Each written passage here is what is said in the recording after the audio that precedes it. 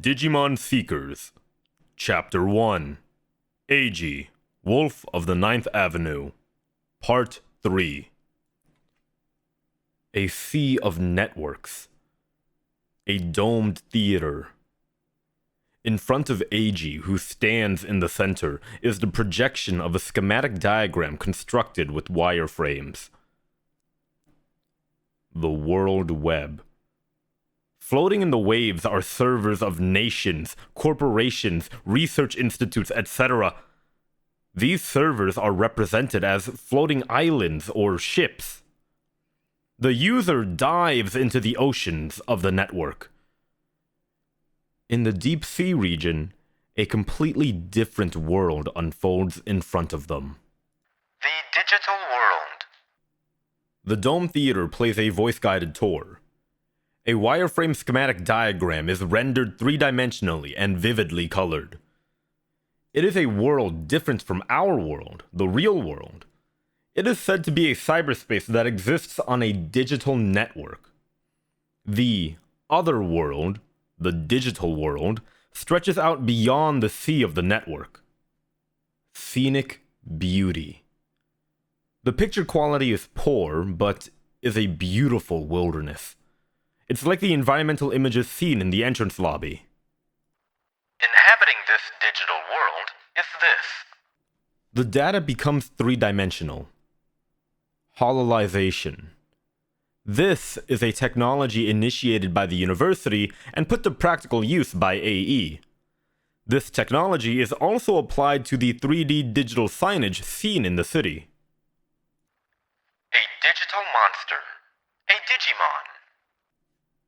Something is hololized.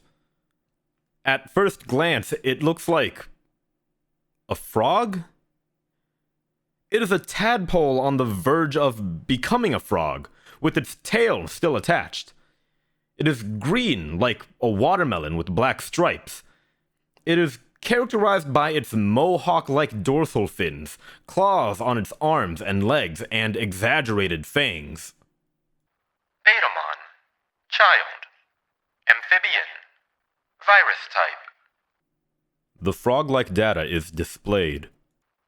A Digimon is an information life form living in the digital world. A living AI. It's something you won't find in any textbook. A living AI? Digimon are made up of a variety of motifs: fish, amphibians, reptiles, mammals, plants, insects, crustaceans, mollusks, machines, chemical phenomena, and other phenomena, as well as 8 million gods, Buddha, and demons, all of which holographically appear one after another. The discovery of the digital world and the history of its research. What are Digimon? Digital monsters. Digimon evolution. Baby. Child. Adult. Perfect. And ultimate form. There are 3 basic attributes of Digimon classification. The explanation of the hololized Digimon is followed by a presentation showing images of the Digimon. That's the object I saw in the lobby. A 3-colored laser beam is emitted from the object, repeatedly illuminating Eiji, who stands in the center of the Dome Theater in total awe of what he's seeing. The 3 attributes that form the basis of Digimon taxonomy, virus, data, and vaccine, are the motifs for the 3 types of Digimon, Ryusenji explains. Digimon are the fruit of contact with the digital world, a new world on the network that has helped prop up humanity. Digimon have revolutionized human society. The use and application of Digimon as AI tools has led to remarkable discoveries in areas such as software development, cryptographic security, and AI drug discovery. However, it is still a secret of mankind. Most of the world's people still do not even know that the digital world exists. Suddenly, the image is disrupted. The dome theater vibrates. And even if they did, they wouldn't understand it anyway. The tone of the dialogue changes. It sounds like it has been processed by a machine. There is good and bad. Digimon can be misused as tools of cyber terrorism. These misuses are so-called Digimon crimes. The scene of the video suddenly jumped to the real world. We find ourselves in the passenger cabin of an airliner. Wings can be seen outside the window. The plane is flying above the clouds at night. The roar of its jet engines is audible. One of the passengers is filming the cabin with his smartphone. Sleeping on the other side of the plane, covered with a blanket, is the photographer's wife, lover, or daughter?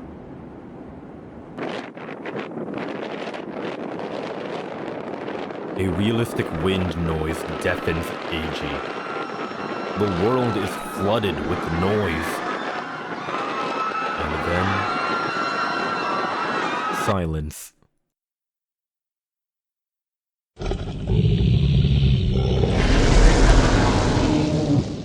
Without warning, vision goes dark. The angle of the image is disturbed. An alert. An oxygen mask comes down in the cabin. Screams. Confusion. Eiji averts his eyes. He can't watch anymore, but there's also nothing he can do. The airliner suddenly drops its nose and crashes headlong out of the clouds at an altitude of more than 30,000 feet.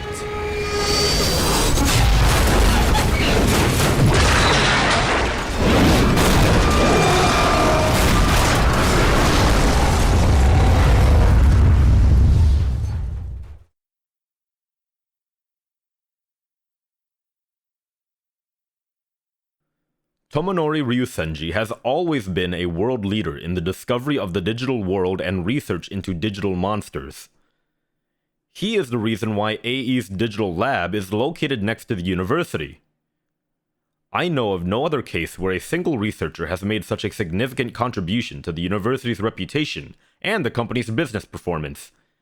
The remarkable development of the university and AE was all made possible by Professor Ryusenji. Wonderful! Ryusenji's face beams with admiration as he inspects the gadget that Eiji had just delivered to him. A digital dock. DDL, Ryusenji's office. It's a private room with part of the wall made of glass. It looks like a university laboratory, with shelves crammed full of equipment, materials, and cardboard boxes. When Ryusenji connects his Digimon dock to the lab's equipment, the Digimon that Eiji captured is hololized. It's a frog-like creature with a tail. It is indeed a Madoki Betamon, as requested. Look at those gentle, beautiful curves. Ryusenji traced the outline of Madoki Betamon's image with his finger. Among the data found in the unknown digital world, this digital monster, or Digimon, an AI program, is sold at a high price on the Grim market due to its convenience, scalability, and rarity. It took 3 Tyrannomon to capture that one. Eiji makes his appeal as he set his bags down on his work desk. They're not in D4, so he's had his personal belongings returned to him. Wow, sounds tough. Betamon have a habit of throwing their dorsal fins when they're in trouble. When it comes to Madoki Betamon, a shockwave is emitted from the dorsal fin. Eiji's Tyrannomon, number 3, which was used for capture, was killed by its blade fin technique. Yes, but Professor, I'm not sure how, but this Madoki Betamon is different from others. How do you mean? Ryusenji seemed miffed. Eiji, you don't know? You really don't know the difference between Betamon and Madoki Betamon? Eiji is unhappy to have disappointed his client. Well, is it the color that's different? Yes, the color of Madoki Betamon isn't nearly as vivid. You really do know the difference. I'll add a bit of a bonus to your reward this time. Yes. Thank you for that. It looks like my guess was correct. Now I can have a beef bowl with pickles and a raw egg for dinner. The client seems very satisfied. Ryusenji begins to transfer the Madoki Betamon data to the lab equipment. Eiji, I wanted to ask, how was what you experienced earlier? Earlier? You mean the video in D4? It was really great. That was a promotional video. We used to have a plan to expand into the entertainment sector. It was to be called Digimon Land. Nice. Your idea was to sell Digimon as characters to the general public who don't know anything about the digital world. I especially like that Digimon are living AI creatures. Fantasy, fiction. If I were a kid, I'd be hooked. Eiji lets his imagination get the best of him. Digimon are alive.